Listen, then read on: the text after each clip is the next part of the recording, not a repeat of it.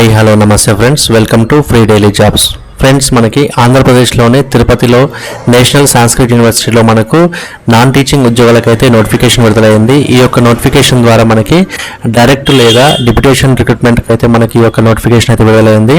So ఎవరైతే అభ్యర్థులు డైరెక్ట్గా కానీ లేదంటే ఆల్రెడీ జాబ్లో ఉన్నవారు ఈ యొక్క యూనివర్సిటీలో జాబ్ చేద్దాం అనుకుంటున్నారో వారందరికీ కూడా ఇది ఒక మంచి అవకాశంగా మనకు ఈ యొక్క నోటిఫికేషన్ విడుదలైంది. ఈ యొక్క నోటిఫికేషన్ ద్వారా మనకి లైబ్రరీలో మనకి డైరెక్ట్ లేదా డిప్యుటేషన్ మోడ్లో మనకి ఈ యొక్క రిక్రూట్మెంట్ అయితే జరుగుతుంది. సో దీంట్లో ఒక ఖాళీ ఉండగా ఈ యొక్క ఖాళీని కూడా మనకు అన్రిజర్వ్డ్గా పెట్టారు. సో కాబట్టి ఈ యొక్క పోస్టులన్నీ కూడా ఏ క్యాస్ట్ వారైనా కూడా అప్లై చేసుకోవచ్చు. అదేవిధంగా మనకి అసిస్టెంట్ రిజిస్ట్రార్ ఉద్యోగానికి ఒక ఖాళీ అయితే ఉంది. ఈ యొక్క ఉద్యోగం అయితే మనకు డైరెక్ట్ రిక్రూట్మెంట్లు చేసుకుంటున్నారు.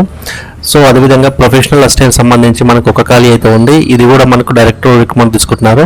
అదేవిధంగా ల్యాబొరేటరీ అసిస్టెంట్లో మనకి ఒక ఖాళీ అయితే ఉంది. Laboratory assistant language lab and technology ల్యాబ్లో మనకి ఒక ఖాళీ అయితే ఉంది. అప్పర్ డివిజన్ క్లర్క్లో మనకి ఒక ఖాళీ అయితే ఉంది. లైబ్రరీ అటెండెంట్లో మనకి 2 ఖాళీలు అయితే ఉన్నాయి. గ్రూప్ సి ఎంటీఎస్లో మనకి ఒక ఖాళీ అయితే ఉంది. సో మొత్తానికి ఈ యొక్క యూనివర్సిటీలో మనకు నాన్ టీచింగ్ పోస్టులకు సంబంధించి మనకు డైరెక్ట్ రిక్రూట్మెంట్లో అదేవిధంగా డిప్యుటేషన్ మోడ్లో కూడా ఈ యొక్క రిక్రూట్మెంట్ జరుగుతుంది. సో దీనికి సంబంధించిన పూర్తి వివరాలు చూసే ముందు ఫ్రెండ్స్, మన యొక్క ఛానల్ని ఖచ్చితంగా మీరు సబ్స్క్రైబ్ చేయండి. అదేవిధంగా ఈ వీడియో కనుక నచ్చినట్లయితే లైక్ చేయండి, మిగతా మీ ఫ్రెండ్స్ కూడా షేర్ చేయండి. ఫ్రెండ్స్ ఈ యొక్క ఉద్యోగానికి మనం అప్లై చేయాలనుకుంటే కనుక ఏ యొక్క ఉద్యోగానికి అయినా మనము అప్లై చేసుకోవచ్చు. సో మనకి ఇష్టం వచ్చిన పోస్టింగ్ అయితే ఎన్నిసార్లు అయినా అప్లై చేసుకోవచ్చు. కానీ ఈ యొక్క అప్లికేషన్ చేస్తున్నప్పుడు ఖచ్చితంగా ఒక అప్లికేషన్ మాత్రమే చేసుకోవాలి. దానికి పేమెంట్ అనేది ఖచ్చితంగా చేయాలి. ఒకవేళ మనం ఒక ఉద్యోగం కాకుండా మల్టీ ఉద్యోగాలు అప్లై చేద్దాం అనుకున్నా కూడా ఖచ్చితంగా పేమెంట్ అనేది మల్టీ టైమ్స్ మనం కట్టాల్సి ఉంటుంది. సో అది కూడా మనకు నాన్ రిఫండబుల్ కింద ఉంటుంది. ఈ యొక్క ఎవరైతే జనరల్ క్యాండిడేట్స్ కానీ, ఓబీసీ క్యాండిడేట్స్ కానీ, ఎకనామికల్ వీకర్ సెక్షన్ క్యాండిడేట్స్ ఎవరైతే మెయిల్ క్యాండిడేట్స్ ఉన్నారో వారందరికీ కూడా 800 రూపాయల ఫీజు అయితే ఉంటుంది. ఈ యొక్క 800 రూపాయల ఫీజు వచ్చేసి మనకు పే చేసిన తర్వాతనే మనం ఈ యొక్క ఆన్లైన్ అప్లికేషన్ అయితే నడుస్తుంది. తర్వాత వచ్చేసి మనకి ఎస్సీ లేదా ఎస్టీ లేదా ఫిజికలీ డిసేబుల్డ్ క్యాండిడేట్స్ లేదా ఉమెన్ క్యాండిడేట్స్ ఎవరైతే ఉన్నారో వీరందరూ కూడా పేమెంట్ అనేది ఉండదు. సో వీరు డైరెక్ట్గా ఎన్ని ఉద్యోగాలకైనా వీరు అప్లై చేసుకునే అవకాశం అయితే ఉంటుంది. కాబట్టి ఫ్రెండ్స్, ఈ యొక్క నోటిఫికేషన్ ద్వారా మనము యూనివర్సిటీలో నాన్ టీచింగ్ కేటగిరీలో పనిచేయడానికి అయితే మంచి అవకాశం అయితే ఉంటుంది. ఈ యొక్క అప్లికేషన్ సంబంధించి లాస్ట్ డేట్ వచ్చేసి మనకు 30 నవంబర్ వరకు అయితే ఉంది. కాబట్టి ఖచ్చితంగా ఈ యొక్క అప్లికేషన్ అయితే చేయండి. ఈ యొక్క అప్లికేషన్ చేసిన తర్వాత కూడా మనకు సంబంధించిన రిక్వైర్డ్ డాక్యుమెంట్స్ ఏవైతే ఉన్నాయో ఆ యొక్క డాక్యుమెంట్స్, అదేవిధంగా ఆన్లైన్లో అప్లై చేసిన అప్లికేషన్ ఫామ్తో పాటుగా మనము రిజిస్ట్రార్ నేషనల్ సాంస్క్రిట్ యూనివర్సిటీకి మనము పోస్ట్ ద్వారా పంపించాల్సి ఉంటుంది. సో అది కూడా డిసెంబర్ 10th లోపు ఈ యొక్క అప్లికేషన్తో పాటు మన యొక్క డాక్యుమెంట్స్ ఏవైతే ఉన్నాయో వాటన్నిటిని కూడా పోస్ట్ ద్వారా పంపించాల్సి ఉంటుంది.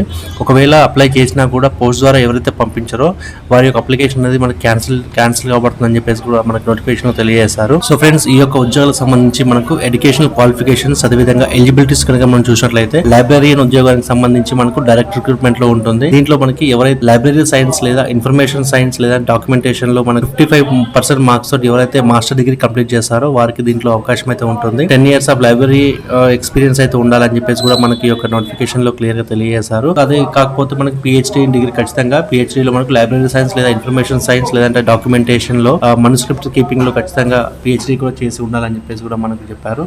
సో దీంట్లో మనకు ఏది ఉన్నా కూడా మనము దీంట్లో అప్లై చేసుకునే అవకాశం అయితే ఉంటుంది. సో వీరికి వచ్చేసి ఏజ్ లిమిట్ వచ్చేసి మనకు 57 సంవత్సరాలు తక్కువగా ఉండాలని చెప్పేసి కూడా మనకు ఈ యొక్క నోటిఫికేషన్ ద్వారా తెలియజేశారు. అదేవిధంగా డిప్యుటేషన్ రిక్రూట్మెంట్ సంబంధించి మనకు ఎవరైతే ఆఫీసర్ సెంట్రల్ గవర్నమెంట్లో కానీ, స్టేట్ గవర్నమెంట్లో కానీ, లేదంటే యూనివర్సిటీలో కానీ, లేదంటే అటానమస్ కాలేజ్లో కానీ వర్క్ చేస్తున్నారో వారందరికీ కూడా దీంట్లో అవకాశం అయితే ఉంటుంది. సో వీరికి 58 సంవత్సరాల ఏజ్ రిలాక్సేషన్ అయితే ఉంటుంది. 58 సంవత్సరాల లోపు ఎవరున్నా కూడా ఈ యొక్క ఉద్యోగానికి అయితే అప్లై చేసుకోవచ్చు. సో అదేవిధంగా అసిస్టెంట్ రిజిస్ట్రార్ ఉద్యోగానికి సంబంధించి మనకు ఒక ఖాళీ అయితే ఉంది. ఈ యొక్క ఖాళీకి సంబంధించి మనకు ఏదైనా ఒక మాస్టర్ డిగ్రీలో ఖచ్చితంగా మనకు 55% మార్క్స్ పాస్ అయి ఉండాలని చెప్పేసి కూడా మనకు నోటిఫికేషన్ తెలియజేశారు. సో వారికి ఏజ్ లిమిట్ వచ్చేసి మనకు 40 సంవత్సరాలు మాత్రమే. అదేవిధంగా ప్రొఫెషనల్ అసిస్టెంట్ సంబంధించి మనకు ఒక ఖాళీ అయితే ఉంటుంది. దీనికి సంబంధించి లైబ్రరీ అండ్ ఇన్ఫర్మేషన్ సైన్స్ నుంచి మనకు ఏదైనా ఒక మాస్టర్ డిగ్రీ కంప్లీట్ చేయాలని చెప్పేసి కూడా మనకు నోటిఫికేషన్ తెలియజేశారు. అదేవిధంగా ఈ యొక్క లైబ్రరీలో మనకి 2 years ఆఫ్ ఎక్స్పీరియన్స్ ఖచ్చితంగా ఉండాలి. అది యూనివర్సిటీలో కానీ, రీసెర్చ్ ఎస్టాబ్లిష్మెంట్లో కానీ, సెంట్రల్ లేదా స్టేట్ గవర్నమెంట్లో కానీ ఎక్కడైనా మనం ఒక 2 years ఎక్స్పీరియన్స్ అనేది ఉండాలని చెప్పేసి కూడా నోటిఫికేషన్లో క్లియర్గా తెలియజేశారు. ఒకవేళ వరకు మాస్టర్ డిగ్రీ లేకుంటే బ్యాచిలర్ డిగ్రీ ఉన్నా సరిపోతుంది. బ్యాచిలర్ డిగ్రీ లైబ్రరీ లేదా లైబ్రరీ అండ్ ఇన్ఫర్మేషన్ సైన్స్లో మనం ఖచ్చితంగా చేసి ఉండాలి. దాంతో పాటుగా మనకి 3 సంవత్సరాల ఎక్స్పీరియన్స్ అనేది ఉండాలని చెప్పేసి కూడా మనకి నోటిఫికేషన్లో తెలియజేశారు.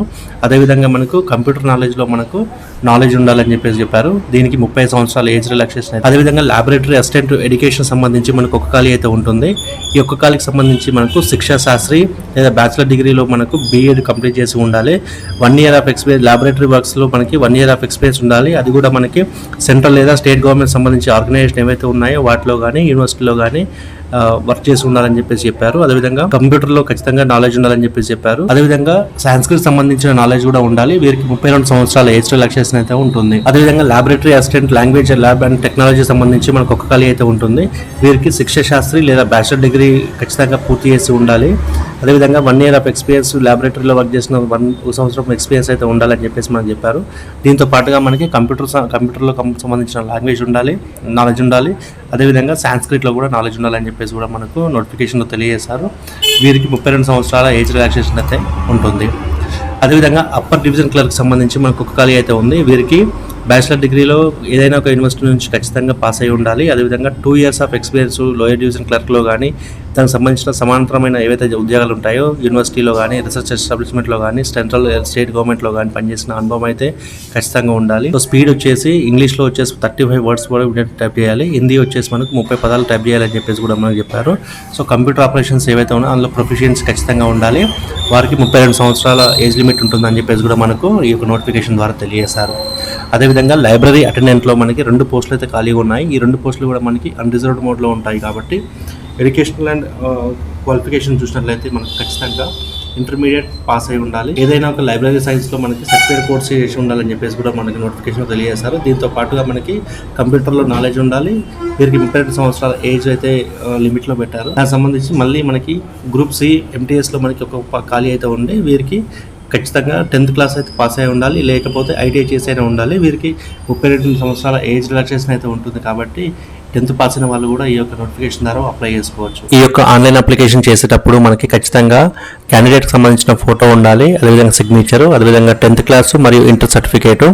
ఒకవేళ క్యాస్ట్ సంబంధించి క్లెయిమ్ చేసుకుంటే కనుక ఓబీసీ, ఎస్సీ, ఎస్టీ, ఈడబ్ల్యూఎస్ సంబంధించిన సర్టిఫికేట్స్ అయితే ఉండాలి. ఒకవేళ ఫిజికలీ డిజేబుల్స్ ఎవరైతే ఉంటారో వారికి సంబంధించిన సర్టిఫికేట్ అయితే ఉండాలి. అకాడమిక్ క్వాలిఫికేషన్స్ వచ్చేసి మనకు యూజీ, పీజీ, ఎంఫిల్, పిహెచ్డీ ఏవైతే క్వాలిఫికేషన్స్ ఉంటాయో అవన్నీ కూడా మనం అప్లోడ్ చేయాల్సి ఉంటుంది. అదేవిధంగా ఎక్స్పీరియన్స్ సర్టిఫికేట్ అయితే ఉండాలి. అపాయింట్మెంట్ లెటర్స్, అదేవిధంగా నో అబ్జెక్షన్, ఒకవేళ మనం సర్వీస్లో ఉన్నట్లయితే వారికి నో అబ్జెక్షన్ సర్టిఫికేట్ అయితే ఉండాలని మనకి ఈ యొక్క నోటిఫికేషన్ ద్వారా క్లియర్గా తెలియజేశారు. సో ఈ యొక్క అప్లికేషన్ మనము ఎవరైతే సిటిజన్ ఆఫ్ ఇండియా అంటే దేశంలో ఉన్న ఎవరైనా కూడా ఈ యొక్క ఉద్యోగానికి అయితే అప్లై చేసుకోవచ్చు. ఈ యొక్క ఉద్యోగానికి అయితే ఖచ్చితంగా అప్లై చేసుకోండి. సో ఇది ఈరోజు మనకు లేటెస్ట్ నోటిఫికేషన్. మళ్ళీ ఒక నోటిఫికేషన్తో మళ్ళీ కలుస్తాం. అంతవరకు సెలవు. నమస్తే.